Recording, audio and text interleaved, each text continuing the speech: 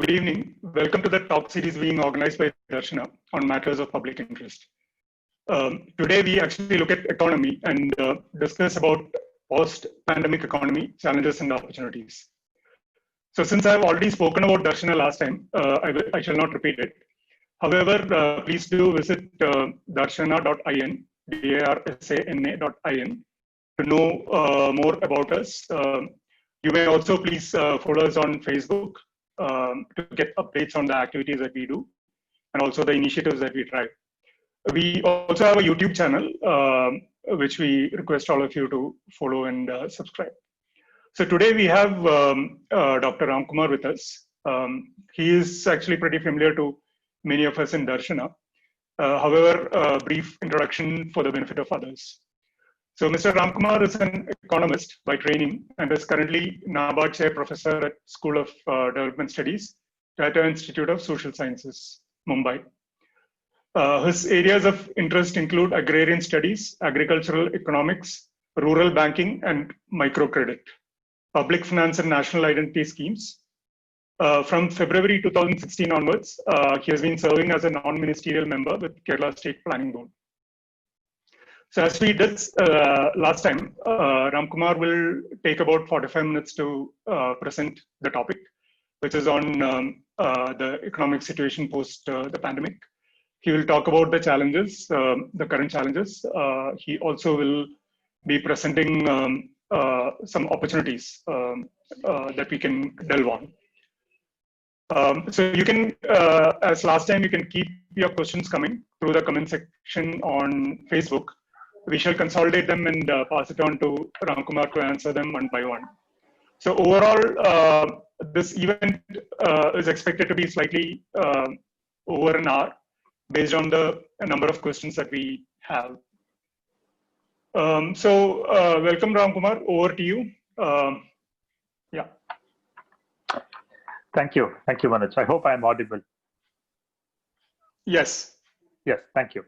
So let me, to begin with, thank Dinesh, Manoj, and other friends from Darsana who thought it fit to invite me to speak on this topic and their series of lectures on this topic of post-pandemic economy. I must confess that I do not have a very authoritative version of my ideas to you. Like for everyone else, my ideas are also a little bit on the speculative side, a little bit their ideas being formed, more like works in progress. So, and that's also partly because of the nature of the pandemic itself, which is which provides us with a number of uncertainties at this point of time. But I'll nevertheless try to provide some ideas that are in my mind on how the post-pandemic economy should be, with some specific reference to Kerala as well. Now, let's begin with the nature of the crisis itself. It's important to understand that the crisis is fundamentally different this time as compared to any other crisis that has happened in the history of the capitalist world in the past. The reason why I say so is that in the crises of the past that we have seen, that they have been of either of the three types that I'm going to mention now. They are sometimes due to slowdown of demand in the economy. It could be due to huge loss of employment, resulting fall of demand, resulting in fall of consumption, and that resulting in a major shrinkage of the GDP. That's one way in which the crisis strikes, demand slowdown. Some other times the demand, it is not the demand slowdown, but it is a supply shock which hits us. The reasons are very different. The crisis lies on the production side, the profitability side, and so on. Sometimes in supply chains and so on. That's fundamentally different from what a demand slowdown looks like.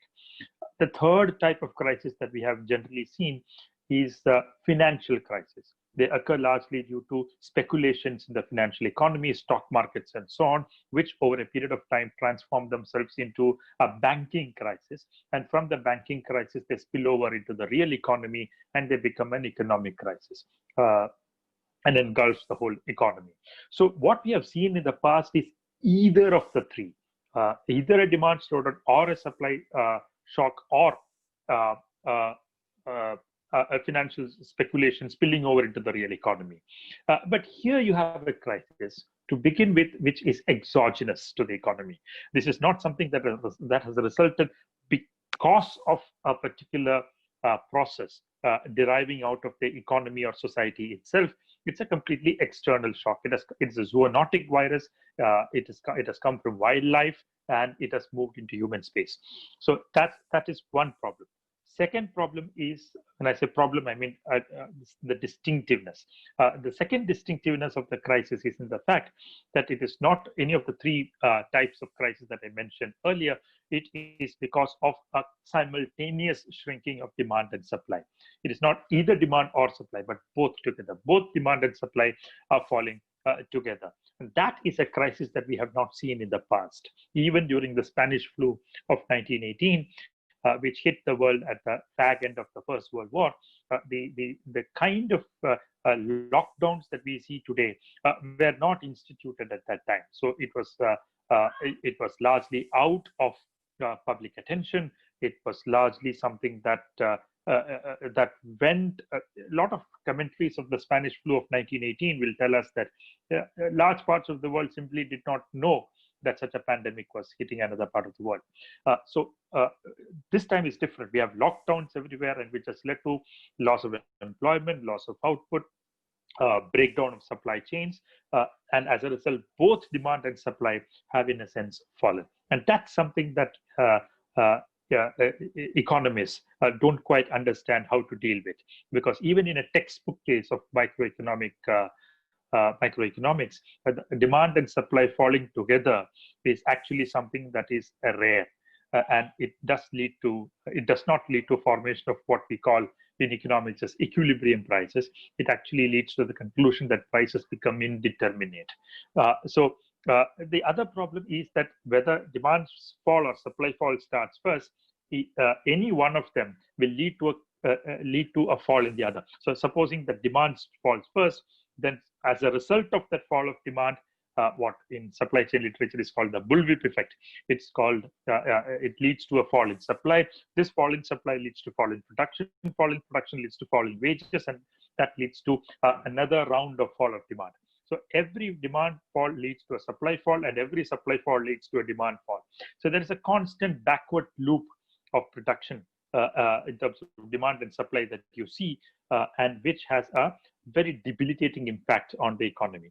A related feature is also that the moment your epidemic curve goes up, that is a cumulative plot of infections go up, lockdowns become necessary. And as a result of lockdowns becoming necessary, the economic curve has to be pushed down. So the more the epidemic curve goes up, the more the economic curve goes down. And this is an inevitable feature of the crisis. What I'm trying to say here is that this is a crisis that is unprecedented. Its features are completely unique and new to the world. Of course, it's very understandable that neoliberal economies of the mainstream tradition are completely clueless about how to tackle this crisis. But at the same time, it is also important that even left economists or Marxist economists haven't quite seen a crisis of this sort. So this confusion pervades all schools of thought in economics on how exactly do we have should we fight this pandemic. The enormous set of uncertainties over there, whether there'll be a second wave, maybe probably in the winter later this year, and whether it will come back in a mutated form a year later, 2 years later, like the Spanish flu of 1918, which continued up to 1920-21.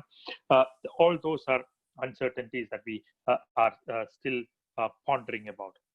So the point that I want to make to begin with is to underline the fact that this is a unique crisis and solutions are not straightforward, simple, or easy to come by. Nobody really knows how to attack this pandemic. The 2 or 3 other factors that I would like to begin with is because it's an audience like this that it is important to flag it here. The first is the whole issue of health in a capitalist economy. what we see here is that if you look at the history of capitalism in the 20th century, capitalism, one very important feature of particularly the interwar period and specifically the post-war period of 1945 and after, is that you saw capitalist countries across the world instituting welfare state measures. For example, the United Kingdom had this very famous National Health Service, which made public health free to all sections of citizens. You had similar institution of public health measures in continental Europe as well. You also had major investments being made in social security in these countries. So a welfare state and building up a welfare state was a very integral part of how capitalism grew in the mid part of the 20th century, if you look at 1930s to 1960s or 1970s. However, the neoliberal onslaught, which began in the 1970s and then pervaded the world in the 1980s and 1990s, a very important outcome of these neoliberal policies was in many countries the strengths of their public health systems, which was built through the welfare state measures of the post-war period, were incrementally dismantled. And this meant that the neoliberal state that we now have is completely disarmed. It's left wanting with infrastructure, hospital beds, ventilators, doctors, nurses, etc., to fight a pandemic of this sort. The debilitation of the public health system across the world has meant that the world today is less capable of dealing with a pandemic of this proportion than maybe in the 1960s or 1970s. That kind of interventionary state does not exist in many countries.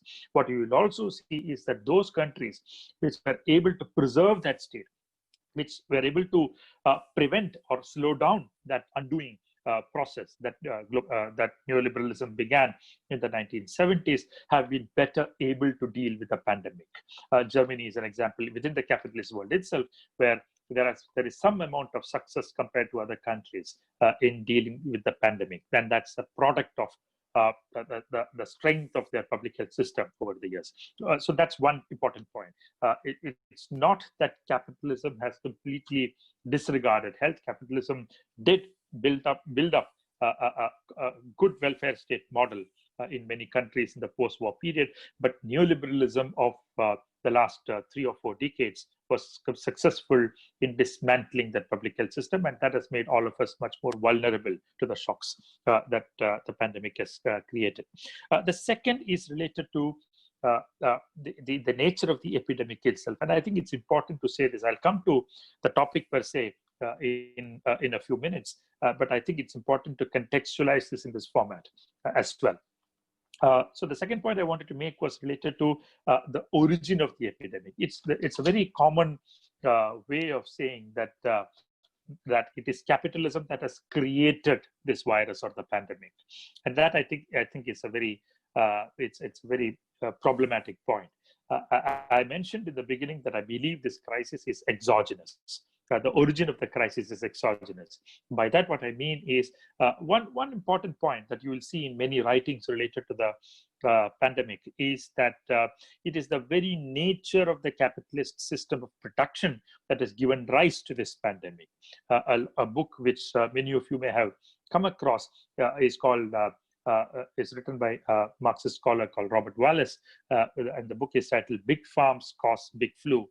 And the argument of Robert Wallace there is that because many of the capitalist production structures, particularly in agribusiness, the large livestock farms, dairy farms, etc., have very large numbers of animals sort of concentrated in a small location, it becomes very easy for a virus from the wildlife to get transferred into the livestock space, and from the livestock space get transmitted further on into the human space. And if this intermediary livestock structure was not available, which made the spread of the pandemic, spread of the virus quick, then this kind of pandemic would not have come by. Now, that's, in my view, a it does not take into account some of the complexities at hand.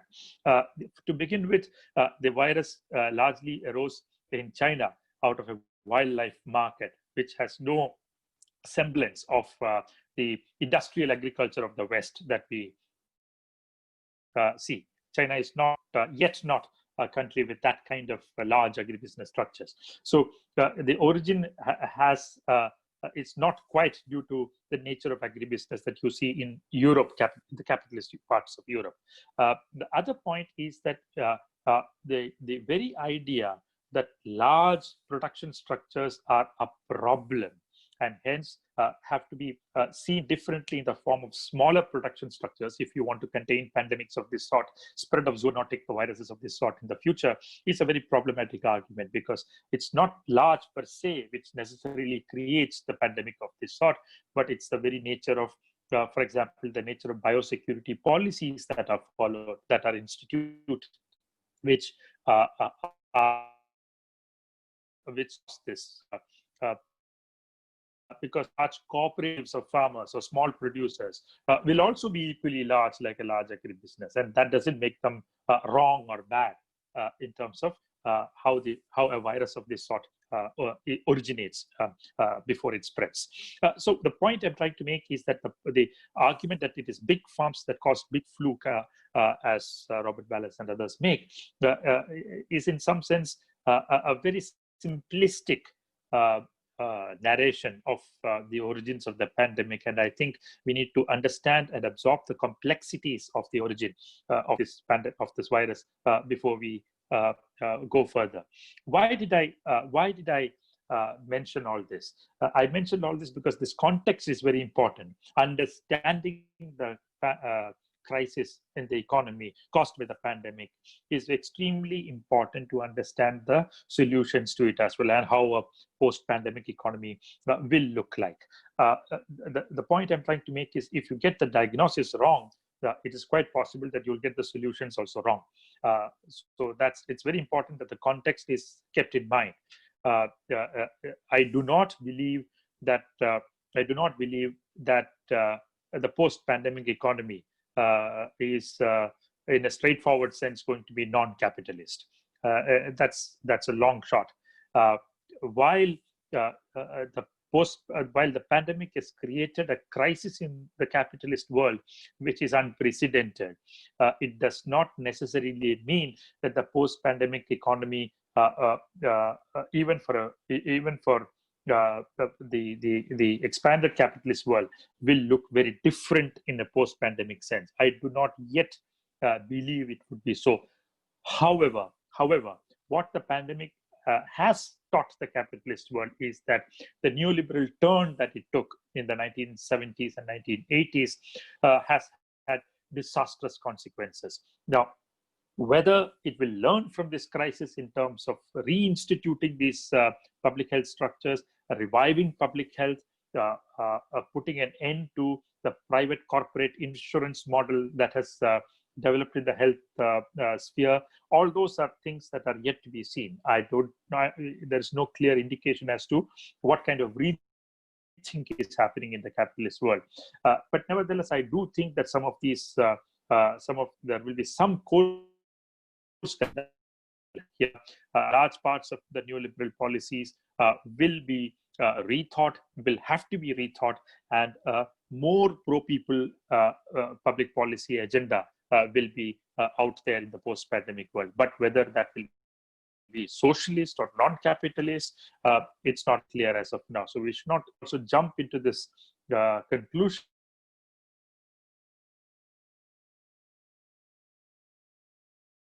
fundamentally or revolutionarily different from the pre-pandemic economy. Now, let me come to, I have spent about 15 minutes describing this context, because I think it is very important to take some of these into consideration when we think about the crisis and when we think about the solutions to the crisis. One final point that I'll make is also that the importance of science. What the pandemic has taught us, the response has taught us, is the importance of science in dealing with emergencies of this sort. You see across the world very important attacks on science and reason being mounted by authoritarian right-wing rulers such as Donald Trump, Jair Bolsonaro, or Boris Johnson, etc. And that the pandemic has told the world that this kind of pseudoscience, this kind of attacks on science and reason, and that they are not useful at all.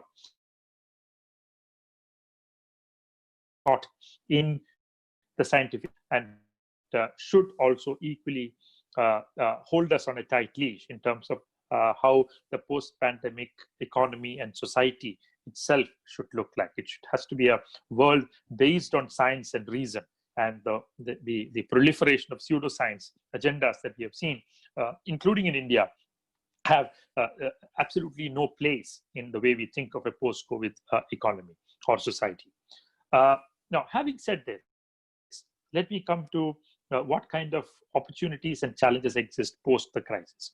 Now, what will a post-crisis economy look like? Is it going to be a throwback to 2020 before lockdowns began? Are we simply going back to that time? Or it's like playing a tape recorder, and you are pausing the music and for say 2 or 3 months of the lockdown, and then when the lockdown ends, you simply press the pause button again, and the music will start playing exactly from the same point where you paused it. That's not just wishful thinking, but also completely misplaced. We are not going to have a reinstitution of much of the economy that existed prior to the pandemic when we reopen after the pandemic or the lockdown. What we are going to see is large number of factories will be shut, large number of shops will be shut, a large number of restaurants will be shut, large number of even multiplexes will be shut, large number of retail shops will be shut, and many of them are unlikely to ever open again. That is something that is extremely important to understand. That's primarily because many of them have had very fragile economic and financial basis to begin with itself. Many of them were based on loans. They were based on debt in multiple ways, and the whole. Even though there are moratoriums and so on that have come for a short period, they are unlikely to take us back to the economic position that we had prior to the pandemic. So that means the economy that will open up on the other side of the lockdown is likely to be fundamentally weaker, leaner compared to the pre-pandemic world. Now, that means that we need fresh thinking. We need new forms of thinking into exploring how we can not just restart the economy. Restarting means pausing the button again, but also regenerating much of our economic resources, regenerating the institutions of our economy and society that existed prior to the pandemic. Because most of the economic institutions that we see, by economic institutions, what I mean is economic units that we had prior to the pandemic, are unlikely to exist. That means those jobs probably have permanently disappeared. Those establishments have permanently disappeared, and that will lead to a shock to the economy, which even if may not exist in the long run, will certainly be powerful even in the medium run. So that's going to be the economy that we are going to enter into. Now, that economy will also be different in other ways as well. If you take an economy like Kerala, you will actually see that it will look as if the agricultural sector has not been affected very fundamentally by this crisis, because it anyway was not going through its peak seasons during the pandemic in Kerala. But you will see that other establishments, for example, the tourism sector is going to look at a total loss of something like 20,000 crore rupees due to the pandemic itself. That's going to be an extraordinary shock to the sector, because many of the hotels that we have are unlikely to open post-pandemic, and even if they open, they'll be sitting on a much larger loss estimate compared to prior to the pandemic, and that will at some point lead to a downturn and probably a shutdown as well. Tourism is one sector of that sort. The IT sector, it's got a loss of about at least rupees 5,000 crore during this pandemic. So if you take every sector, the losses are really huge. We're looking at probably rupees 1 lakh crore loss for the economy of Kerala itself, which is a very small economy, which is a small part of India. So the nature of loss in Kerala itself is likely to be as significant or as large as rupees 1 lakh crore. So that is not something that can be easily repaired. So some damages are permanent. But at the same time, it should also provide us with new energy to think about new ways of regenerating the economy itself. Another aspect of the Kerala economy and society is also the question of migration. We have lakhs of people working outside. Now, if the global oil prices continue to fall as they have in the recent past, and if the economy of the Middle East oil-producing countries continue to stagnate, that is likely to lead to a major job fall in the Gulf region as well, which is likely to lead to a lot of return migration into Kerala. We do not have exact estimates, but we estimate that about 1 lakh people are likely to return to Kerala, at least return to Kerala. And that provides us with a new burden of providing them employment. We also have the problem of return of migrant workers from Kerala back to the eastern states of India, and it's unclear whether they will come back. If they do not come back, how would you fill that gap? We already have a situation where workers in Kerala are not ready to sort of do that kind of work that other workers from other states used to do, and what kind of shock that will create to the economy is another unknown. So there are a lot of these uncertainties out there. How to think about a solution to this? And I'm specifically speaking about Kerala here. And if you think primarily about a state like this, in some sense, it's very simple. But at the implementation level, it's very complex and tough, which is that you have to strengthen your economy and make it less vulnerable to a pandemic of this sort, of any exogenous shock of this sort in the future. You have to look at your economy and understand that a fundamental weakness of your economy was in the production sector, both in agriculture and manufacturing. And that's something that you need to strengthen. That's a gap that you need to cover out there.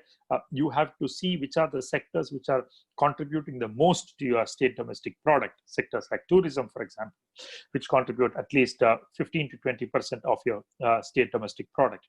How do you revive that sector? How do you create more job opportunities, including for people who are resident and native of Kerala, in the sense of also including people who have come back from the Gulf region.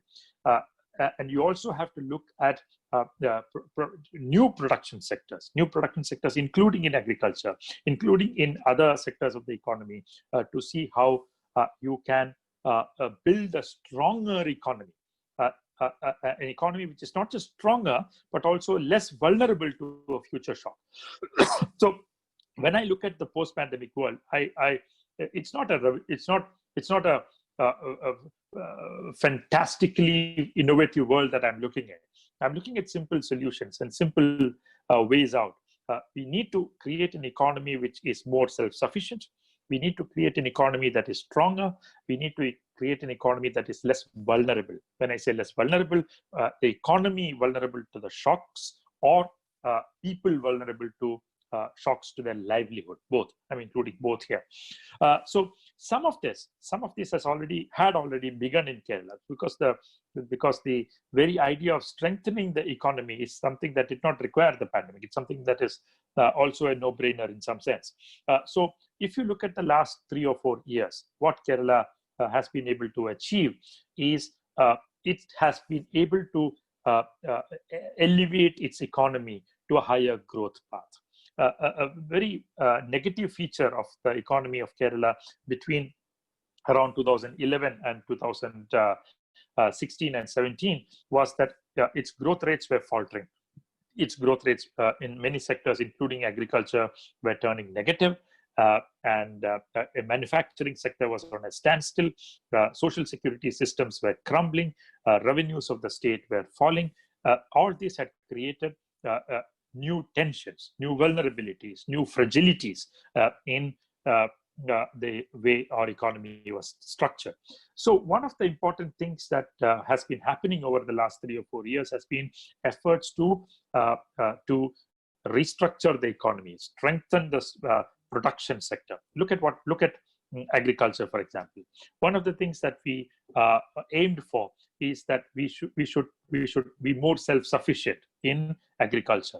Now, self-sufficiency is a difficult term, is a complex term, because sometimes people think that this would mean that there is no need for trading. That's completely wrong. That's not the idea of self-sufficiency that we are thinking about. For example, Kerala has never been self-sufficient in paddy production. It never, in its history, ever has produced more than 20-25% of its paddy requirements. It has always imported it from outside, either Tamil Nadu or Andhra Pradesh and so on. So one of the things that, for example, the current government started with, and I was in the planning board, I was part of the initiative, was to look at ways to increase paddy area nevertheless. Because one of the things that we have is, we have had a precipitous fall in the area under paddy. This had to be put a stop to. We may not be able to increase paddy production or paddy area by a very significant extent, but A, we will have to increase a little bit at least. Number two, we will have to at least arrest the decline of paddy area. That these are the two broad ideas with which we began about 3 or 4 years back at the governmental level. So once we put a target, if possible, we should take it from the current 2 lakh hectares of paddy to about 3 lakh hectares of paddy. Now that remains an aim of this government, but at the same time, what we also had was 2 consecutive floods, which destroyed many of our plans to revive the agricultural sector, because almost all the crop of the Kharif crop, the first crop of 2018 and 2019 was washed out by the flood, and that created a shock to the agricultural sector itself. So, but if you look at the latest data on paddy production and paddy area, you will see that we have not allowed paddy area in the state to fall below the 2 lakh hectares mark beyond a point. So if you take the flood years apart, if you keep the flood years apart, you will see that our paddy area remains at 2 lakh hectares. And that's one of a big achievement of the last 3 or 4 years. We have not let the paddy area fall like in the past. And we were able to retain a lot of land in paddy production. What is to be done there? What we need to do there is to try to increase it further, because we know, everybody knows in Kerala, that the extent of fallow land that exists in the different villages and panchayats of our state are very large, extensive. So there is a lot of scope to bring many of these fallow lands into cultivation, including of paddy. So this is one idea. So we have set the agenda here as part of the Subiksha Keralam announcement made by the government, that we will increase paddy acreage in the state by at least 25,000 hectares. That's about 50 to 60,000 acres. Now, that's the kind of change that we want to bring about. What will that do? That will create more employment. That will create more incomes within the state. And that, even if marginally, will reduce our dependency on other states for paddy production. This will also lead to more infrastructure creation within the state. For example, we are looking at the establishment of at least 3 rice mills across the state. So this also have linkages into the processing level and into the manufacturing levels. So we are primarily looking at a change here where we want to produce more paddy in the state. Of course, not looking at self-sufficiency, but certainly reducing our dependency in some form. Now, for this, the Subiksha Keralam project envisages increased support to the paddy sector, much more than what we have increased in the past. New resources are being found with the initiative of the local self-governments, identify fallow lands, create targets at the panchayat level, and bring at least 25,000 hectares back into paddy cultivation in this coming year. That is a major challenge that we have to undertake. We have to address. But agriculture is not just paddy. the real incomes from agriculture do not come from paddy. It comes from outside paddy. Although in a very romantic sense, we equate paddy with agriculture. Kerala's agriculture has very little to do with paddy. It has to do with non-paddy. I'm keeping the spices plantation parts out. I'm looking at crops like vegetables or fruits, which have extraordinary potential in a state like Kerala. Now, here we cannot simply think of sort of households undertaking cultivation by themselves. That is an important part. It's a good thing to create a culture whereby people cultivate their own crops. But at the same time, our income increases or economic growth is not going to come from these fragmented small plots. We need slightly larger enterprises here.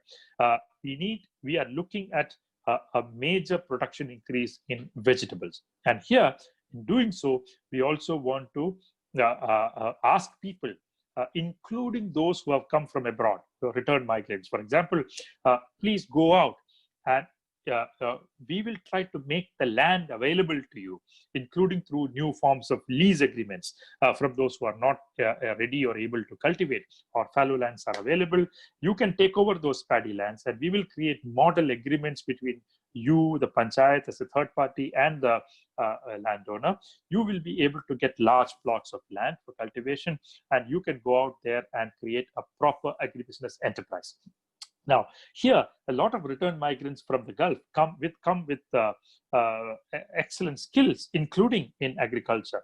For example, greenhouses, polyhouses in the Middle Eastern regions. A lot of Malayalis work there. So a lot of them can be actually, their skills, when they come back, can be made use of in creating these new agribusiness enterprises within the state itself. So that is another thing that we are looking at. Vegetables, major scope exists in increasing vegetable production. We also need to, vegetables, increasing production of vegetables is not sufficient. We also need to create appropriate supply chains so that marketing does not suffer. Now, that's an industry in itself. Supply chains are an industry in itself. It involves transport, which is a service sector. It involves storage structures and cold storages, which are quasi-industrial units, though agricultural in nature. So you need bringing together of agriculture, industry, and services to create a wide network of supply chains, right up to the distribution outlet at the consuming end, from the farmer's end, to ensure that this envisaged increase in vegetable production is also economically viable and feasible. And that requires extraordinary attention to be given to it. So what the whole Suviksha Keralam plan, or what it also envisages, is the creation of such a modern infrastructure, capital intensive storage structure creation, supply chain creation, which will ensure that the increase in vegetable production also is aided by the creation of an appropriate marketing network. That also requires investment. That also has potential to attract investment from outside, involvement of people from outside. All of this can create new employment opportunities inside the state. Similar employment opportunities exist within the agricultural sector in sectors like dairy. Most of our dairy units are either 2 cows or 2 buffaloes of that sort. We do not yet have larger dairy farms, say about 100, 200 animals in one farm. There are some units here and there. I've seen some in Pathanamthitta, Malappuram, and so on, but that's not enough. What we need is large number of such plants. Think about this. When the current government came to power in 2016, Kerala had a deficit of 9 lakh liters of milk per day.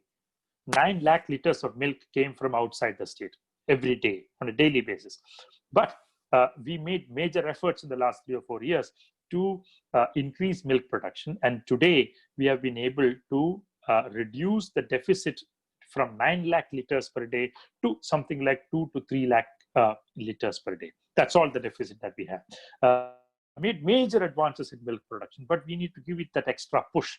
Now, extra push is required now that we are very close to achieving self-sufficiency in milk production. The post-pandemic economy should allow us to not just bridge this small gap of 2 to 3 lakh hectares, but also becoming a surplus state in milk production. And once you become a surplus state in milk production, you also need to look at ways of processing it. So you will need evaporation plants. You will need plants to convert milk into milk powder so that they can be stored. You can slowly become something like a New Zealand. Because New Zealand's the fulcrum of that economy is the dairy sector.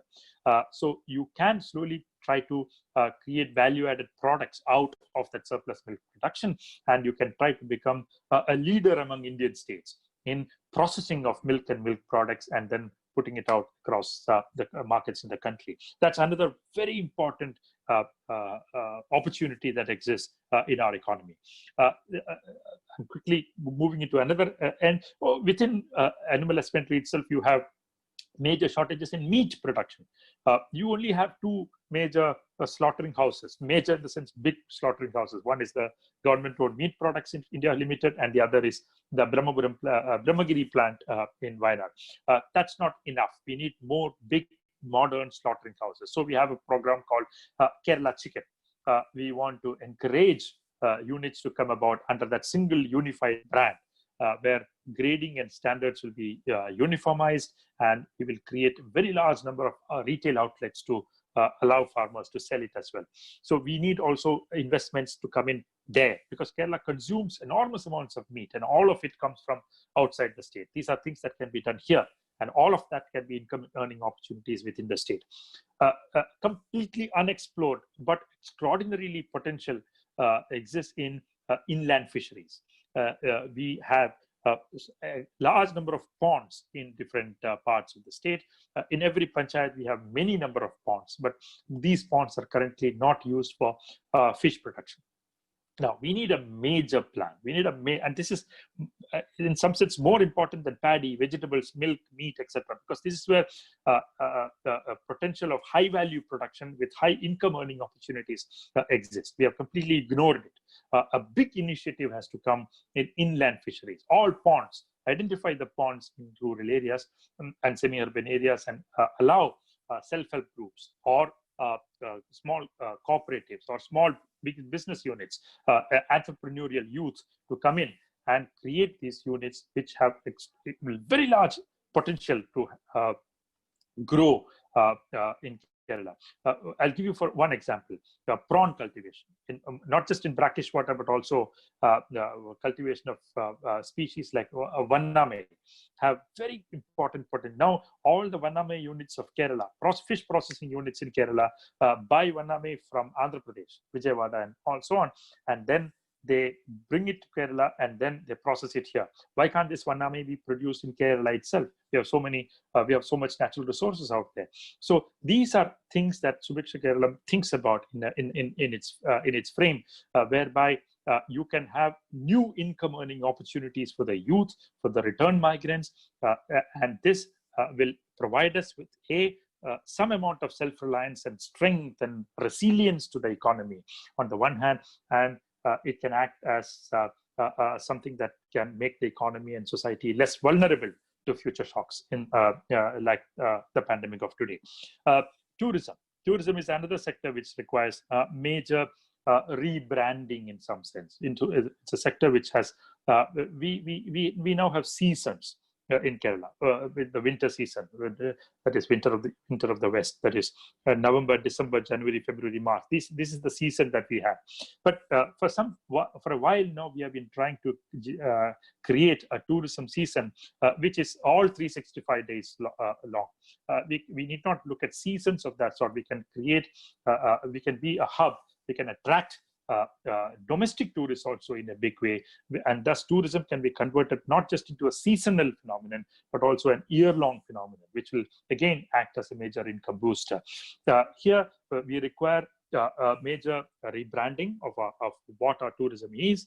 We should also be able to market our ability to contain the pandemic as something as illustrative of a society, of a geographical region which is clean, which has a strong public health system, which cares for its people, which has a social security system which is worth emulating, so which was able to contain the pandemic. And so we have to be able to tell the world that Kerala is not just beautiful in the natural sense, in the scenic sense, but it also important in it is also important to tell them that this is a state, this is an economy, this is a society which is also a model to the world in other matters as well, such as containing the pandemic. That should help the rebranding in tourism. But this is also not enough. We need other employment opportunities outside all this as well. We need to look at the manufacturing sector very carefully. We need to look at the multiple agribusiness units that can come. For example, coconut. Coconut is something that is everywhere in Kerala, but nobody processes coconut. Everybody wants to sell coconut as the nut, or at max as copra. We have not quite looked at the multiple products. We call it kalpavriksha, but we don't utilize those qualities at all. We can have coconut milk. We can have tender coconut water. So you go to sort of look at some of you in airports or hi-fi or the high-end restaurants and so on. You would have seen these bottles of tender coconut water, like those produced by Raw Pressery and so on. Where do their coconuts come from? They import these coconuts from Thailand and process it in Mumbai and sell it as tender coconut water. And why can't Kannur or Kozhikode or Kasaragod provide these coconuts to these units? Because we do not have aggregations. We do not have intermediaries who actually create quantities which are large enough to sort of to have an amount of bargaining power in the market, which will fetch the farmer a higher price, as also make these products available for domestic industry. We do not have this network, this value chain built up. We have sort of left it free. We have not thought that this is important. We never thought this was important, so we just left it unaddressed. The pandemic has brought home the point that you cannot anymore ignore some of these very fundamental weaknesses of economies like Kerala's. And we need to address many of these concerns, create new industries, move into high value production areas, bring in new science and technology and capital, including private capital, into play. And only that will make our economy grow and make it more resilient in the future. So the pandemic, and there are other sectors as well. For example, large numbers of return migrants need to be reskilled. Now, skilling in Kerala is something that we have taken seriously. There are some initiatives out there, but we have not yet made the mark in terms of crossing a threshold quantity. Threshold number in terms of number of people trained. So currently we only have skilling units for people in terms of to provide people manpower to the tourism sector. There we have had some success, but at the same time there are other industrial establishments, including in the services sector, where soft skills are important and other skills required in terms of small repairs of spare parts of machines, etc. In terms of creating small industrial establishments which require look at countries of Europe. They are going back to a small industrial units, but these small industrial units are extraordinarily technology intensive and skill intensive. They have moved into high precision production. So it's not necessary that you need factories of the old type where chimneys have polluting gases and smoke put out, or effluents put into the rivers. You now have precision industries which are very different in nature, which require a literate population, an educated population, a skilled population. And that's where Kerala's strength lies. And that Kerala has to really build on that strength of its literacy, education, better public health, etc. And it has to bring them into a platform of skilling with a very conscious effort to redirect these skilled population, skilled youth in particular, to different sectors of the economy which have enormous potential. We also, alongside, should create an environment of bringing in investments in these sectors. We need public and private capital to come in. Something that we don't recognize is the extraordinary increase in activity in infrastructural creation over the last 3 or 4 years in Kerala. People talk about the Gale pipeline all the time, but that's not the only the infrastructural work that is happening. You see across Kerala multiple capital expenditures happening in multiple sectors, in not just in public works, but also in terms of creating new roads, new bridges, new establishments. You see the education sector, you see hi-fi schools coming up. In the health sector, you see the new public hospitals competing with private hospitals to attract patients. These are all new investments that are happening, and all of them will have spillovers in terms of linkages with other sectors, which, for example, can bring in new investment and generate new employment. One example I'll give, and I'll sort of close the lecture, which is related to what the post-pandemic economy will look like, and where the large amounts of demand is likely to be generated for medical equipment, medicines, generic medicines, etc.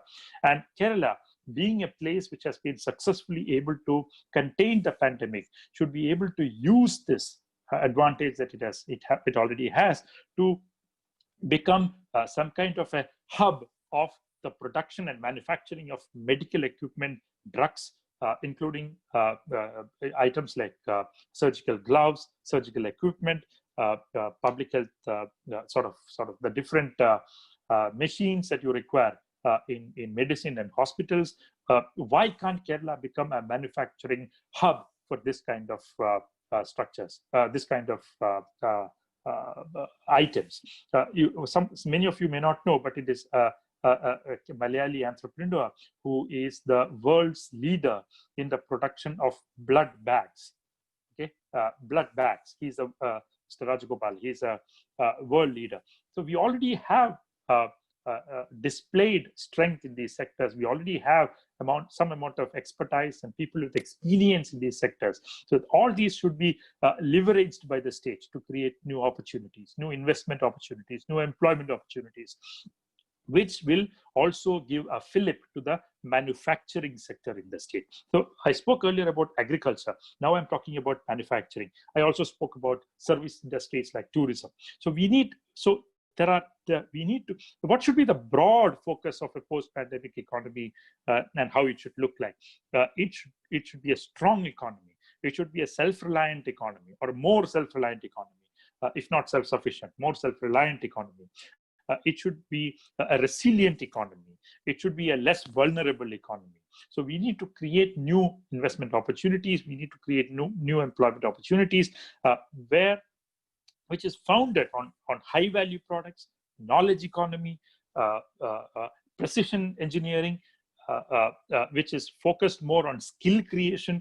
And only that kind of a pathway will help us to create what I earlier mentioned as a stronger, resilient, less vulnerable economy. That is what I see as a post-pandemic economy. I don't at this point see the post-pandemic economy as a non-capitalist or as an economy of that sort, but I'm trying to foresee an economy for states like Kerala, which have their task cut out or the other end of the lockdown, where we will be forced to find resources.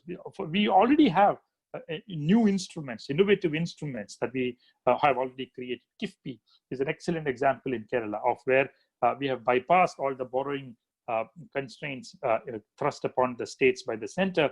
We have created at least 50,000 crores of revenue, which could be invested over the next 10 or 15 years to create new forms of infrastructure in the state. Capital expenditure, which has been thoroughly disregarded in the past. We have been able to bring that into play. All that will hold the economy in good stead when we open up in a few months. That has to be the strength that we have to build on. We have instruments of that sort which have to be better and more deeply leveraged when we look at how to rebuild the economy. We also have to give more focus to ensuring that our social security systems are even more robust than they are today. So we need interventions in multiple fields. Only then we can create a stronger, resilient, and less vulnerable economy. And that's what post-pandemic economy looks like to me. And it has enormous opportunities. It's a challenge, but it also has enormous opportunities, but requires planning. It requires, it may not be something that can be achieved by the market. It will require planning. Kerala is the only state which has retained its state planning board. All other, like the Niti Aayog replaced the planning commission, many states in India are now less equipped to deal with a pandemic of this sort, using the instrument of planning because they have dismantled or weakened their planning boards. Kerala has not done that. So our plan expenditure is still intact, and that keeps the economy in good stead when we come out on the other side. So these are instruments that we have: planning board, KIFPI, all these instruments are there in terms of resource generation and utilization and planning and design. We have to make use of these instruments, aim for a major jump, and I'm confident that given the political will that exists around government and the state in Kerala, we will be able to achieve that as well without much difficulty. It requires people's participation on the other end, but political will is also extremely important. I will stop here. I will be happy to take questions from you, and probably about 10, 15, 20 minutes we can spend on taking questions and trying to explore if I can be of help in answering them. I'm not very sure, but I'll try. Thank you. Thank you very much for this opportunity, and I hope I was able to make some useful points. Thank you very much. Yeah, thanks, Ramkumar. It was pretty, I mean, you covered a broad level of items in your talk. So, I mean, we have around 15 odd questions to be answered. So let me start off by asking something that I was thinking about. Like you basically touched upon agriculture, service sector, then the tourism, so these sectors. So in agriculture, at least there is an announcement of a focused initiative called Subiksha. So what about the other sectors, like say tourism or any other? I mean, are there any focused or already coordinated efforts in terms of what is the plan on that? Is there any such initiatives already in place? Should I answer it now? Yeah, please go ahead. Yeah, okay. That's very important, because what we did when the pandemic began, and when the Chief Minister asked us, the planning board, to create such packages, was as part of the studies that we had been doing and we initiated after the pandemic began. Subiksha Keralam package was provided by the planning board, and the Chief Minister was very eager that because an agricultural season is just beginning in June, we should have an agricultural package out and running immediately. So Subiksha Keralam got announced very early because there was a sense of urgency to it, because the agricultural season is beginning. So that's the reason why it came first. But that does not mean that there aren't packages of that sort. Regarding the manufacturing and services sectors, the broad idea at this point of time is survival. And it is from survival and on the strength of survival that we want to move towards revival and then growth from there. So we are currently at the survival stage. We are providing, for example, if you have noticed, during the last week, the government provided a large number of incentives for the IT sector in terms of giving them exemptions in rent and so on, which are designed primarily with the goal of helping these enterprises to stay in the business. Number two, we are trying to link them to their non-dismissal of employees. Only if you do not dismiss your employees will you get many of these benefits. So we are trying to, in some sense, create a balance between profitability and justice, so that companies are able to survive. They are able to continue sort of their operations at the other end of the lockdown. So there are packages coming. There will be packages for tourism. There will be packages for IT. But at this point of time, we are looking at allowing these enterprises, making them not shut down, not letting them shut down, but to keep them alive. And we will have to have packages for each of these sectors in the very near future. And they are in some sense, thinking has begun, and there'll soon be some announcements in this regard. Okay, thank you. Thanks for that. So just one more clarification. I think this is something that the other listeners also might be keen on. So we have this 20 lakh crore announcement. Of course, it was kind of delayed, and then the actual benefit was like there were a lot of information in the public domain on after delaying it. But from your perspective, what is the real benefit from that? Number one. Second thing is, how much of that actually is outside the budgetary purview? Like, what is it that has actually come outside of the budgetary purview or new in the whole package? Maybe you can take 1 or 2 minutes and then. Sure. If you look worldwide, the rescue packages or the revival packages are of the following type. About 40% of these packages in UK, etc., they involve the fiscal side. That is new expenditures by the government. How do they expend this money? They spend this money in allowing companies to survive in terms of if they do not dismiss their workers, they will be provided 80% or 60% of their wages in cash, so that they can keep their workforce on their payroll, and they can start when the lockdown ends with the same number of employees. So this 40% of this is on the fiscal side. But if you take the Indian announcement, we only have less than 10%, between 5 and 10%, using different definitions, which involve the fiscal side. And about 90 to 95% of the announcements involve interventions in the monetary policy domain. That is, improving the liquidity through provision of more loans to these institutions and economic units like MSMEs, agricultural businesses, and so on. So the key difference between the packages across the world and India is that the involvement of the fiscal side, fresh expenditure from the government, is minuscule in India, about 5 to 10% only, while it is about 40 to 50% in the developed countries across the world. We also have refused to borrow more to spend, which shows an ideology of fiscal conservatism and austerity that is paramount in the government's mind.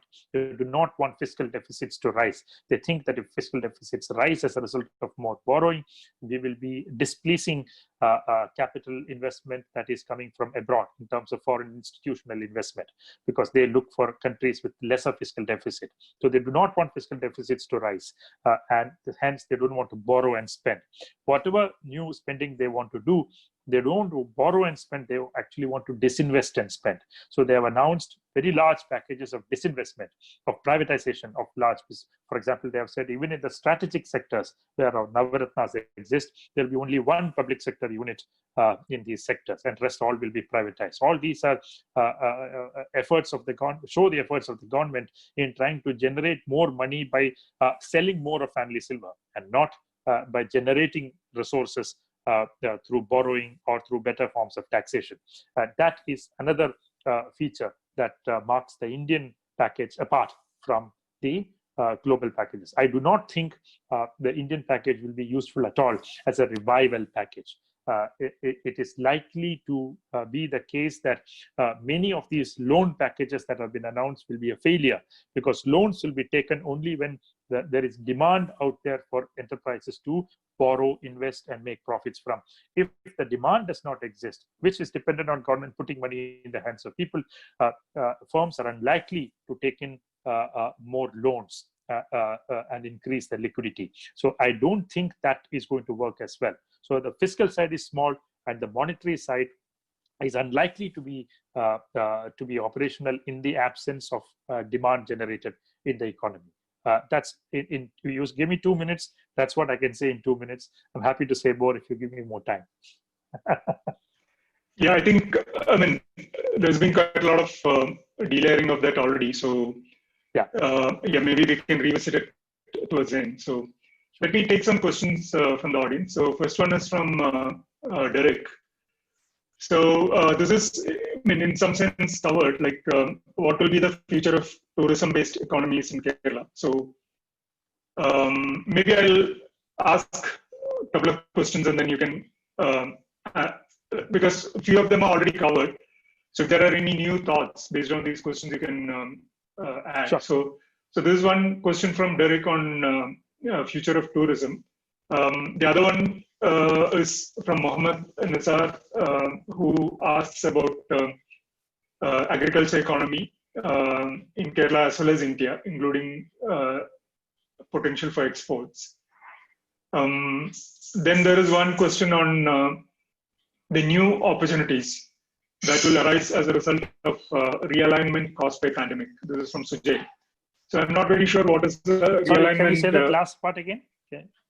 Yeah, so the question is about, I mean, what are the new opportunities that will arise as a result of realignment caused by the pandemic? So I'm also not very sure what realignment is. It could be the general talk that business is moving out of China and we possibly have a lot of opportunities to attract those. Yeah, so these are around 3 questions. Maybe you can. The first point, I'll take up agriculture to begin with. See, the point about agriculture is that our agrarian economy is very different from the agrarian economy of India as a whole. This is primarily because the extent of dependence on agriculture of our population is far less than the average Indian rural area. Our agrarian economy is also very strong in non-agricultural incomes. This means that a lot of the time of the so-called farmers in Kerala is spent outside agriculture, even though they have a strong footing in agriculture. Now, this creates some constraints in the way you want to grow your agriculture in the future. This is because unless you have technology coming in a big way, which reduces manual labor in a big way, which gives some amount of which gives a high value dimension to the product, which increases incomes significantly, you are not able to transform your agriculture. Your agriculture also has to attract youth. Youth will come into agriculture only if, in my view, A, agriculture is economically rewarding, and B, agriculture is intellectually stimulating. Unless these two conditions are not met, you cannot attract youth into agriculture. So Kerala's agriculture has to re-envision itself in a new format. It has to be intensive in technology and science. It has to bring in new high-value products. It cannot be based on an old understanding of agriculture that we sometimes think of it in a romanticized sense. It needs to be a high-value, technology-intensive, income-producing sector in the economy. Only then it will be able to grow and also attract youth. So I will just say this, that we can discuss this further later, but I want to say that we need to reimagine agriculture in the state in a very different lens. The first question, this was the second question. The first question was related to service sectors like tourism. Now, in tourism, what is required is a few things. One, we need to immediately focus on the aggressive marketing of our brand.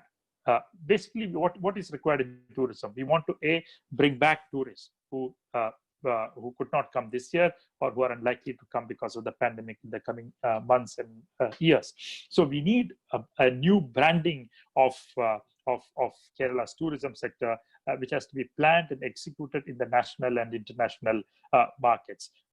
We should be the first state to do this as soon as the pandemic ends. We should be right up there with our marketing campaign as soon as the pandemic ends or the lockdowns end, saying that here is the state which was most successful in dealing with the pandemic, with an excellent public health system, a progressive history, and a great public health system that other countries can learn from. So we need a green, clean, safe, and healthy Kerala. We need to market the state in that sense. Looks a bit superficial, but it's very important in a sector like tourism. The whole impression that our state has in international markets is very important. But marketing is only one form of it. We need survival strategies in the short run, where we need to allow we need to ensure that these units do not close down. We need to keep these enterprises alive. We need homestays alive. We need houseboats alive. We need hotels and restaurants alive.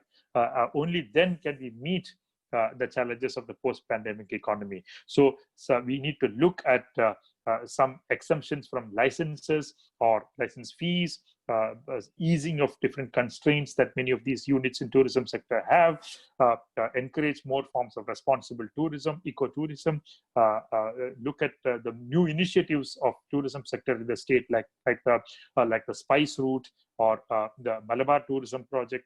Malabar has been a major success story of tourism in the state in the last 4 or 5 years. We always had tourism in Travancore and Cochin, but now we have a great inflow of tourists into Malabar, which is something that we need to build on. And in the medium term, we need to revive. But the long-term strategy has to be focused on expanding the number of foreign tourists, expanding the number of domestic tourists that exist, which will depend upon how successful we are in keeping some of these enterprises alive in the short term. So that's the whole picture that I see. Estimates are that till September 2021, tourist arrivals are likely to be poor, and we have to be prepared for that slowdown till September 21. But at the same time, it gives us time to rebrand ourselves and start marketing and building infrastructure so that we are ready when the inflow begins after 2021 September. This is what realignment, the last point.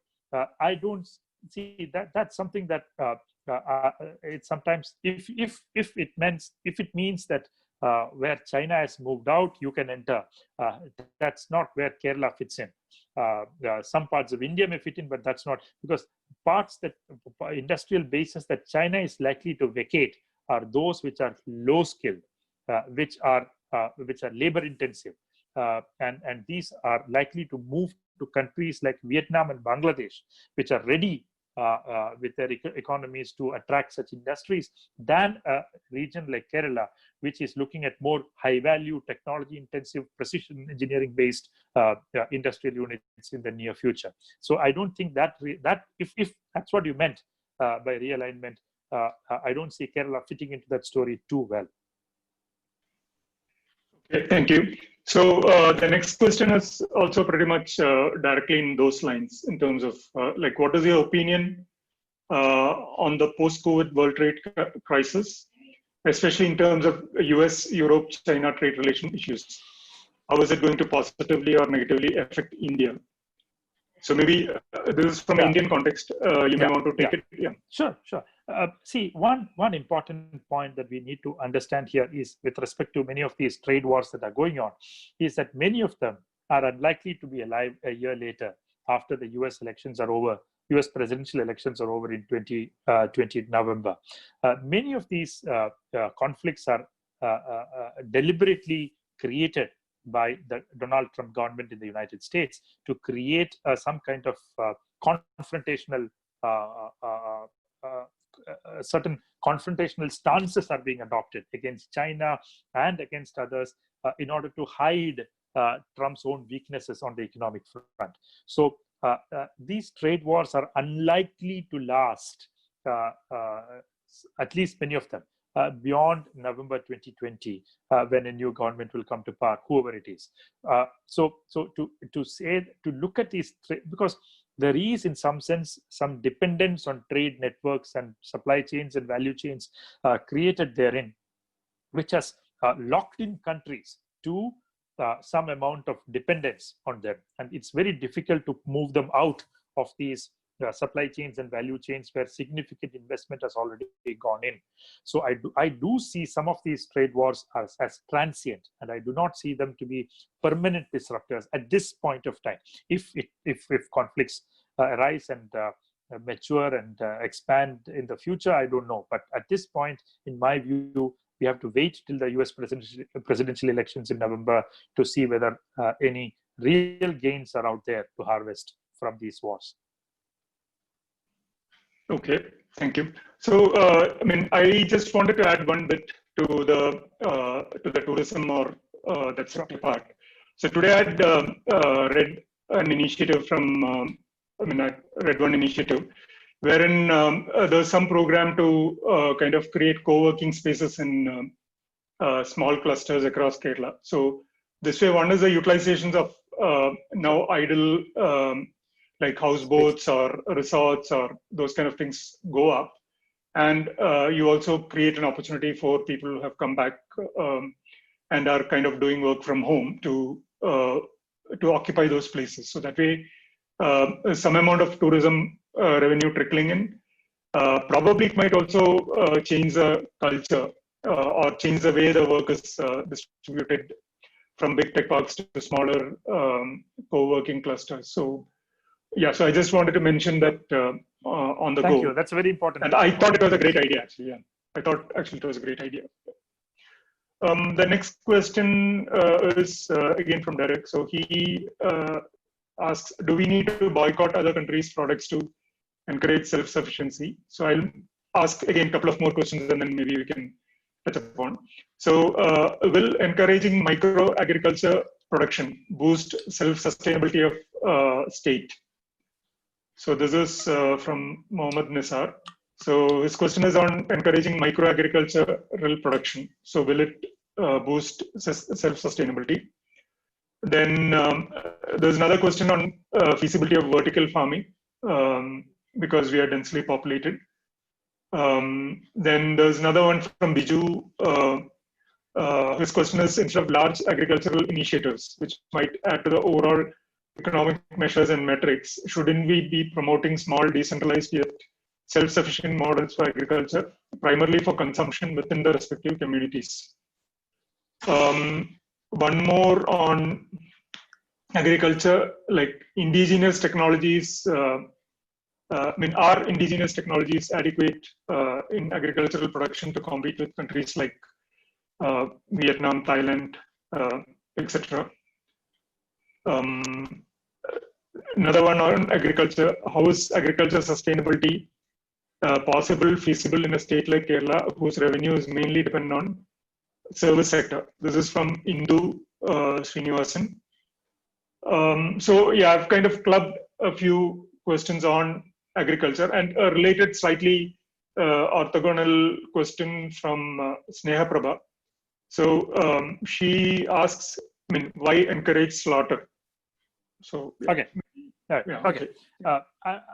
Just remind me if I miss a few because it's a slightly long list that you gave, but I'll try to remember. The first is it should be boycott. Well, you know, we need not call it boycotting.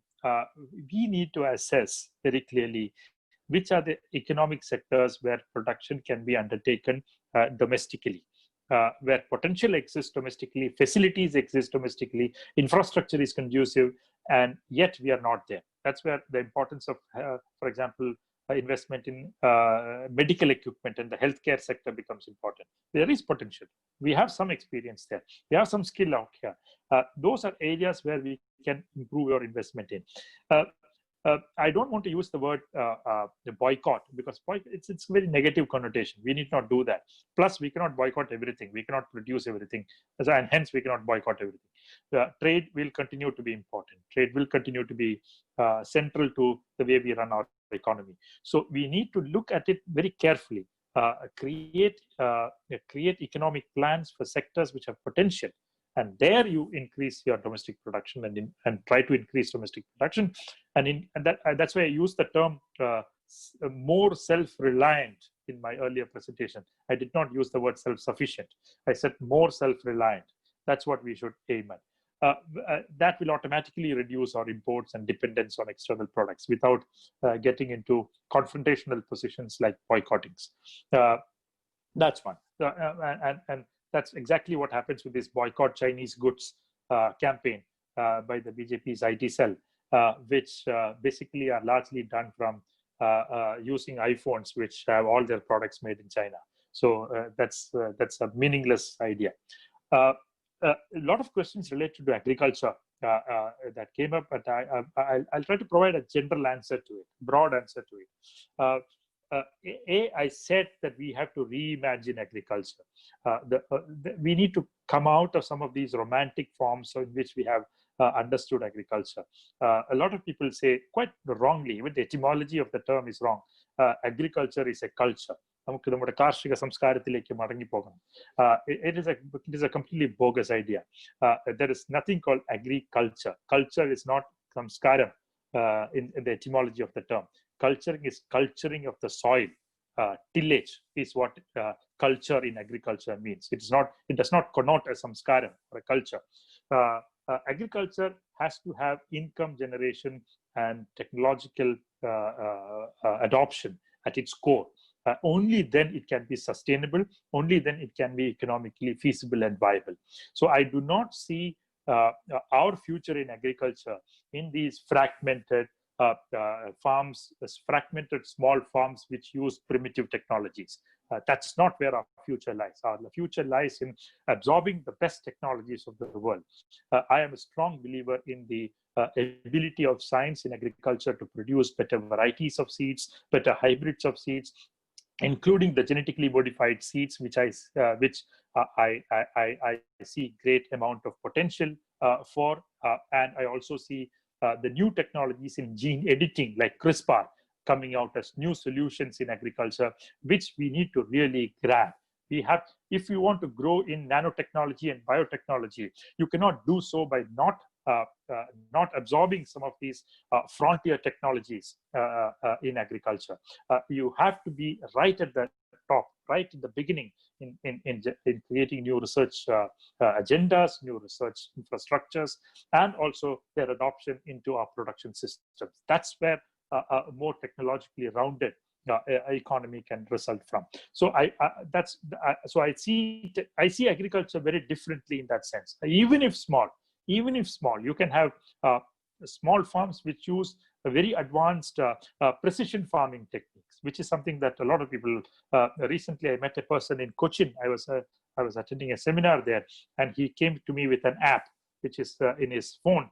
He said he can adjust how much water should be given through his drip irrigation system in his Pollachi farm, sitting in Cochin using his app. So that's where we are moving. We are right across the border. We have solutions of this sort, experiments of this sort, models and demonstrations of this sort.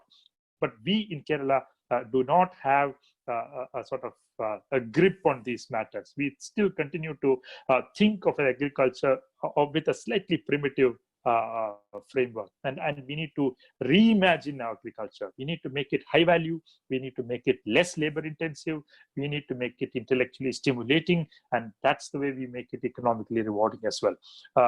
So new technologies have a big role to play. Small farms are very important, but at the same time we should understand that small farms will face this big constraint of lack of aggregation. The market needs commodities or products in large quantities, which are uniform in grade, which are uniform in quality, which are uniform in color, etc. So that requires some amount of coordination across farms. So we need also either farmer producer organizations which bring together small farms into larger producing structures, or an aggregator who will actually purchase products from these small farms, create it into a big lot, and then is able to impart a greater bargaining power to it in the market. That's what will ultimately increase the farmer's share of the consumer's rupee. That's how we should envisage the farm to fork strategy in agriculture. So that's my broad answer to it. There were some specific points raised, but I do not have time to take those up, but my broad answer to it is we cannot continue with agriculture in the old format. We'll have to rethink it very innovatively. Yeah, so one specific question was on, whether we have to go for vertical farming. Yeah, yes. Sorry. Yeah. Thank you for reminding. It's very important. So urban agriculture, permaculture, all these are very important solutions that are emerging. If you must understand that urban agriculture cannot create self-sufficiency for urban areas. Remember also that rural farms will depend on urban consumers as a very important source of demand. We have our terraces, we have our buildings where we can try to create interesting models of vertical farming. Now, at the same time, we should not also think of it as a panacea for anything. This can at best increase production by maybe 5% or maximum 10%, not more than that. But that's important. In my strategy of making it more self-reliant, this should be an important component. And this is, again, something that countries like Cuba have very successfully demonstrated. There is enormous potential for vertical farming in urban areas, and that's something that we need to focus on as well. I completely agree with that point. Yeah, and maybe a very short answer on whether we should encourage slaughter. Of course, sorry. Thank you for reminding again. Yes, of course, I do. Because why does slaughter have a bad name? Slaughter has a bad name partly because of the kind of spiritual religious connotation that the Hindu right in India has bestowed it with, which is completely nonsense, because even during the Veda and Upanishad period, even Brahmins in this country ate a lot of beef. So that's part of the story. But there is another set of drivers to it, which is coming from the vegan industry, which actively opposes non-vegetarianism and promotes vegetarianism. But at the same time, vegan diets provide with adequate amounts of proteins, which currently people cheaply are provided by through animal proteins, is something there is a debate out there among dietitians and nutritionists. But the third, what is more important is the sort of disgust that people have with the way animals are treated in some of these large dairy farms, large poultry farms, and so on. That's a real concern. We need to ensure that when we think about slaughter, we do not think about it in terms of artificially increasing growth through hormones and so on. That's not the path. That's the path that the Western agribusiness has taken, but that's not the path that we should take in India. We should have biosecurity at the core of it. We should have ethical practices at the core of it. We should not be. We should look at the slaughtering in a very different form than the discredited form in which it exists in the Western world.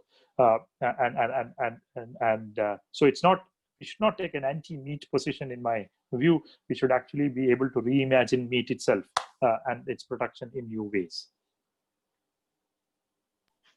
Okay, I think that was a good answer, actually, because there's a question that keeps coming with respect to cruelty to animals and yes, related ethical issues. So, Sajid Kumar has two questions. I'll just combine both of them. So, isn't becoming a knowledge and IT hub a better option? Similarly, don't we have a very high potential for becoming a healthcare hub for the whole world? I'm in agreement with it, and I've said many things in the last 1 hour. I try to expand upon that idea. I completely agree with that. We have enormous scope in IT sector, knowledge economy, knowledge industries, precision engineering, where small units can produce excellent innovations out there. We have a startup economy. We have one of the best startup ecosystems for any state in India. We should be able to use those advantages to make better use of them and creating employment and economic opportunities out of it. Healthcare also, I mentioned. In fact, I discussed it in more detail. We can become a hub for health-related manufacturing, surgical gloves, medicines, generic medicines in particular. We already have begun a large restructuring process in the Kerala state drugs and pharmaceuticals. The PSUs that we have under the state government, they're trying to restructure them. We also need private investment to come in. An expert committee has already been appointed by the Kerala government to look into how we can become a healthcare hub, not in terms of medical tourism, but in terms of actual production of medical equipment and so on, becoming a manufacturing hub in medical and healthcare sectors. That committee is likely to provide its report in about a few weeks from now. That will provide a roadmap for sure. So the next question is from Shafiq. What is the future of cooperative society crowdfunding business? model in construction, agriculture, healthcare sector in Kerala. Do we have something to learn from the cooperative societies like Uralungal Cooperative Society, Milma business model, etc., during the post-COVID period for survival? Yeah, if you look at it's a very interesting question. If you look at countries like China in the post-80s growth strategy that they followed, they looked at the creation of large state enterprises. For example, Chem China was a very huge agricultural research firm that existed, which has actually gone right up to Switzerland and purchased Swiss companies like Syngenta. These are state-led companies which led from the front in countries like China. If you look at the Kerala situation, there is enormous potential that exists for selected cooperatives or the whole Kudumbashri network that we have in terms of small-scale production of different commodities. All of them can be, over the next 10 to 20 years, transformed into large, high-value, even export-oriented enterprises, but that continue to exist at the state level, state ownership level. China provides us some very important lessons in this regard. We should start to think. It's a bit early, but we should start to think about transforming some of our cooperatives like Uralungal, which have an extraordinary presence in the construction sector. They're known for their efficiency, quality of work, and so on. That should be made use of. They should be given. I'm someone who thinks that such enterprises in the cooperative sector and startups should be given some amount of privileged treatment in some of the government contracts that are provided. The policy itself should be rewritten in that sense, rather than going for open-ended tenders where somebody from outside the state will come and bid for it. We should provide incentives for our own firms to sort of enter into it and grow. Similarly, for Kudumbashri sector, for example, if you look at the new Kerala Chicken initiative that we have initiated, where Kudumbashri is a major player, we are not going to allow these units to be fragmented and produce whatever they want to produce. It just has to be chicken. That's not what we are doing. We are putting down quality standards for chicken. We are putting down protocols for biosecurity and production, and we are trying to, in some sense, uniformize different standards that may vary otherwise across the sectors. We want the Kerala Chicken brand to imply something that is unified, that is uniform and standard, and that's the way in which many of these other enterprises under Kudumbashri also could possibly transform in the near future. So we should start to think of some of these as tomorrow's or day after tomorrow's large state-owned enterprises in Kerala. Only then we can sort of make use of their efficiency, their rootedness in people and society for the betterment of the economy tomorrow. It's a very broad answer I've given, but I think there's great potential out there, and we need to start thinking on those terms now itself. Yeah. So the next question is from Anup. So this question is whether planning boards are more effective than Niti Aayog in executing projects. So, I mean, you can take it or maybe answer it as we go. So, well, I have a vested interest here, so I'll say it for sure. I think if you look at how Kerala economy has performed in the last few years, and if you look at the role that the planning board as an institution has played in Kerala, you will see a very fundamental role to it. What the central government did was there was the coming in of neoliberalism after 1991, which in some sense weakened planning. And so there was this reasoning provided that planning commission has to be changed to something else. But even Manmohan Singh had a very different idea of a new planning commission. And that was not the same as a think tank like Niti Aayog.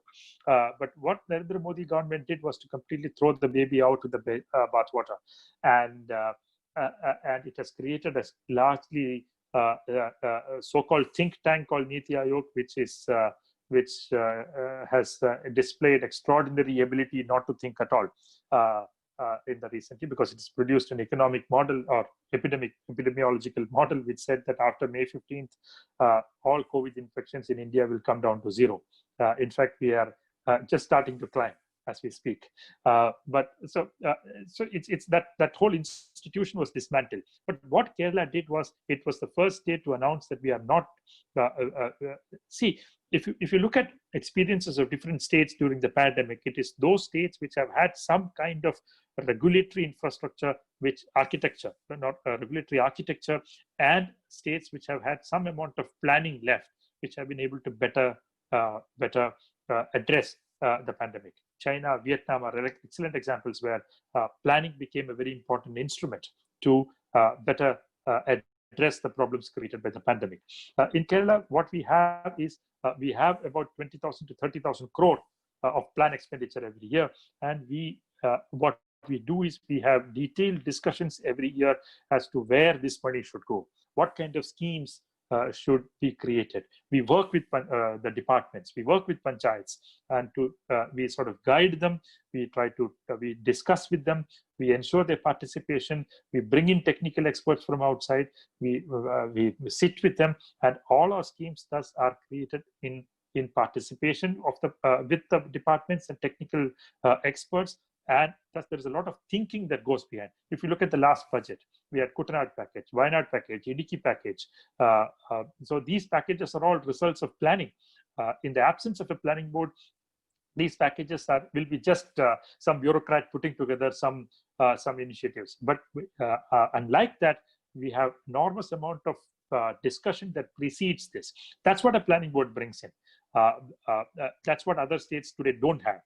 Bureaucrats love it, I must say. Bureaucrats love a system with no planning board, because that provides them with disproportionate amount of powers which are devoid of accountability, devoid of responsibility in a democratic sense.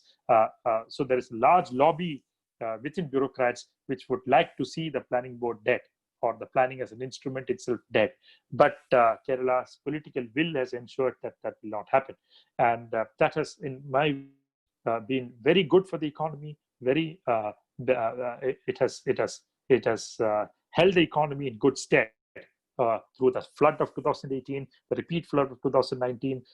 We were able to ensure that prioritization of expenditure happens very efficiently and democratically. We have been able to ensure that core areas of the economy and society do not suffer from cut-off expenditures. I mean, I can go on and expand on it, but I want to say that it is very important that an institution like the planning board is retained at different state levels. Okay, so the next question is from Gayatri. So this has got three parts. So do we need to worry so much as a country where the rural economy contributes around 50% and villages are not affected much by COVID? And also our export contribution is less than 20%. So that's one question. Back to Kerala, you have mentioned about government's effort to boost paddy, vegetable, fruits, etc. Our experience is that these are not at all profitable because of high labor cost. How far such efforts will be successful? In my opinion, we also need some effort to boost rubber plantation profitability. Currently, the sector is in shambles. The third part is on meat. So you also mentioned about potential of meat production.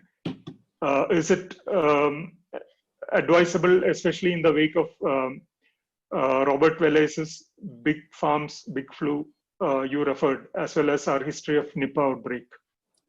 So broadly, three questions. Agriculture, meat, and what is the third? Yeah, so mainly the first thing was whether, like, I mean, our rural economy is around 50%. Currently, got it. COVID hasn't, So the first question, that 50% you cite is actually the contribution of employment. If you look at agriculture, the contribution to the GDP of India is only about 13 to 15%. So there's a small correction I would like to introduce there.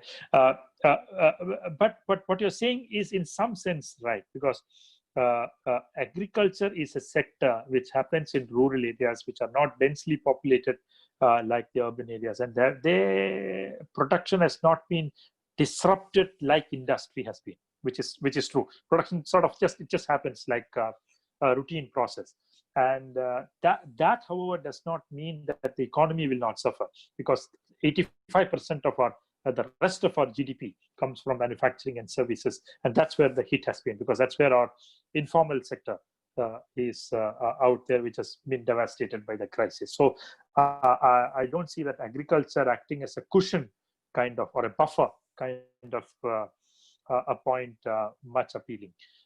Coming to the second point related to agriculture, the point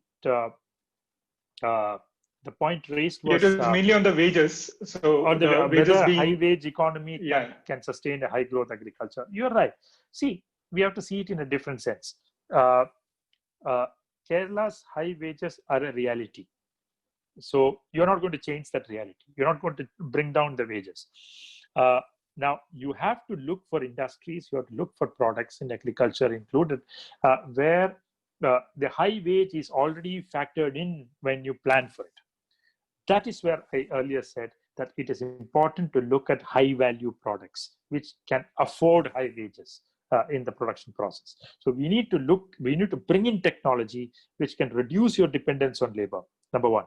Number two, you also need to look at outputs specifically which are high value in nature, including exports, which can actually ensure that the returns are adequate enough to afford a high wage input portfolio. The third point is that you need to look at processing. A lot of processing in agriculture is currently it simply doesn't exist. I said coconut. I can talk about vegetables. I can talk about fruits. I can even talk about paddy. But the point is, if investments go in there, and if we are able to set our processing sector, post-harvest value addition sector, if you are able to set it up well, a lot of these wages can also be taken care of, because that they will improve they will improve the prices that farmers receive, and the farmer will be better able to afford high wages. So we need to think about it in different ways. We need to think about high wages as a reality, look at high value production, which can buffer the high wage costs, and we have to expand processing, which will improve returns to the farmer, which will make him better capable to pay higher wages. So that's a part with respect to wages and agriculture. Also, we need to look at new technologies which can, over a period of time, reduce our dependence on labor itself. That's fine, because we anyway have a labor shortage within the state of people who are native of Kerala. Coming to the question about meat that you mentioned, it's a very important question. That's why I flagged the question of biosecurity as important right in the beginning of my discussion. Meat consumption is a reality again. If you don't produce it here, meat will come from outside the state and meet the demand. Now, but at the same time, if you can ensure that meat production is encouraged within the state, but with two important caveats. We are not going to take the Western model of highly capital intensive sort of agribusiness sort of sectors in dairy and meat, number one. Number two, we will have more medium sized farms in dairy and meat, but we will also give priority to biosecurity. Now, these, if we are able to take care of some of these aspects in the production process, we can avoid some of the pitfalls that are inherent in this pathway, as is displayed or demonstrated by the Western model. That's what I would say about meat. Yeah, so actually we have significantly overshot our time, but there are a few more interesting and important questions, maybe 2 or 3 more. So we'll take those and then stop. So this question is from Abu Bakar. So his question is it good to promote GM crops in Kerala? Isn't it a better idea to promote or research on GI crops? So that's one question. Another one is from Madhu Mohan. So his question is, isn't technology intensive agriculture and employment generation contradictory? So yeah. Okay. So now, these two questions, and then we take one more question, and then maybe stop. Sure. My position on GM crop is well known, and I've said it again and again in the past, that Kerala has made a major mistake in trying to create a non-GM agriculture. GM is an area where there is extraordinary potential to increase productivity and income to the farmer. It's a frontier technology in agriculture, and many of the health and environmental impacts of the GM crops are not just exaggerated and overstated, but are also plainly wrong in many ways. We have a whole industry in Kerala which is created by a certain lobby, certain completely pre-modern. A lobby with completely pre-modern thinking, which thinks of all these as completely contradictory to a socialist world, which is completely wrong in my view. I think that here is a technology which can actually create, probably, if not today, tomorrow, a more sustainable world, and we should be able to make full advantage of this technology. Look at areas like rubber. We actually have 2 or 3 varieties of rubber ready with the Rubber Research Institute of India and the Rubber Board, which are GM rubber, but we cannot release. They can significantly increase production of rubber, but we are not able to introduce it into the market because we have a no GM policy as part of the state government's policy itself. I think that policy has to be rewritten. I'm part of the government in some sense, but I have no qualms in stating this point, that the 2009 policy in agriculture, where we shut out GM crops from Kerala's agriculture, was a wrong policy step, and it needs to be urgently corrected. GI crops have important potential. There is no doubt about it. We already have medicinal plants. We already have varieties of rice with medicinal importance, like Nyavara, or some of these varieties that are cultivated by tribal communities in Wayanad, or millets in Attapadi and so on, where we have, in some sense, tried to provide a big boost to the cultivation of some of these varieties, which already have a GI tag, and they have a niche market. They need organic forms of cultivation. There should be no reason to dispute that pathway. We need to fully make use of that pathway as well in our larger efforts to increase incomes of farmers. There are niche markets for organic products. There are niche markets for medicinal plants with medicinal importance. With a GI tag, we should be able to make full use of that opportunity as well in our efforts to increase the incomes of farmers. There is no doubt about it. So that's my answer to that. The second question was related to, I'm sorry, can you please? So the second question was related to technology in agriculture and employment. Yeah, labor absorption. Think of it this way. If you currently are not able to get laborers in agriculture, people in Kerala are not ready to work to harvest paddy or transplant paddy in any form. You are anyway reliant on workers from outside the state in a big way. So where is employment going to be lost if you are replacing some of that with machines or new technologies? Number one. Number two, if this introduction of new technologies are able to bring in new social categories, for example, youth, into agriculture, this will create new forms of self-employment in agriculture. Look at Kudumbashree units, which have come into paddy farming and vegetable farming under the lease agreement model in a big way. There are lakhs of women in Kerala today who earlier were unemployed but are now in agriculture because we could create such new models. If you are able to bring in youth also into agriculture using new technologies, this will actually create more employment in the form of self-employment.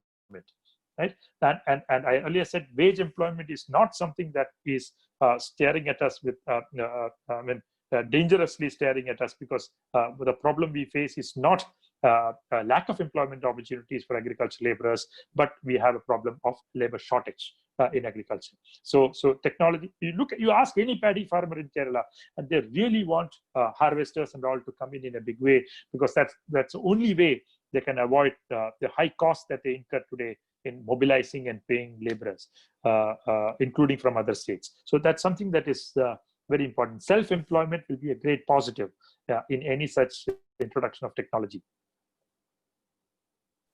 Yeah, so this question is from Mr. Amjakshan.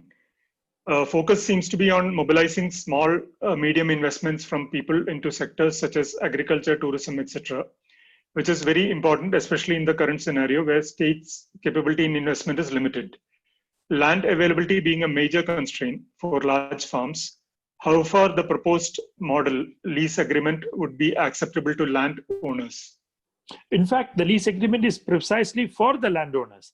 The problem we have in Kerala is landowners are highly scared, are very scared to provide land on lease, because they think that the tenant may stake a claim on it. That's why we introduced a new model in Kerala, which is already there through Kudumbashree's joint liability groups and so on, where we come into a tripartite agreement. We come into an agreement with the landowner, the panchayat, and the person who wants to lease the land in.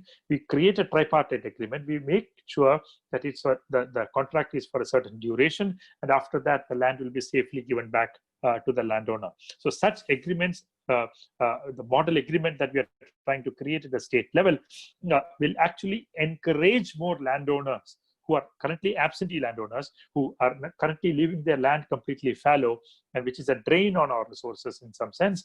We are encouraging them to put that land out on lease where more production can be undertaken, which will actually create more employment. So these model land agreements should not be seen as a problem, but they should be seen as a part of the solution to the larger problem that we face in our agrarian economy. It will only incentivize more people to put out more fallow land into cultivation. Yeah, but I think the question is on the acceptability. And second thing is, what is the adoption so far? Have people got into these contracts? Look at, for example, the large extents of land that is leased out by already, even in the absence of any agreement of that sort at the state level. About 25,000 acres of land is cultivated by Kudumbashree joint liability groups on lease. That is Kudumbashree facilitating. It is also this facilitation by VFPCK, Vegetable and Fruits Promotion Council of Kerala. They all facilitate vegetable cultivation through a different set of agreements. So the problem is that we already have it. Without anybody saying it, informal leasing, oral leasing is already a reality in Kerala. Large extents of land are cultivated like this. What this model agreement will do is to bring in some amount of systematization to the process, some amount of legal validity to the process, some amount of incentives for those landowners who are out there and yet not putting out their fallow lands on lease, to promote them to give the land to those who actually want to cultivate, who have the ability, who have the urge to cultivate it.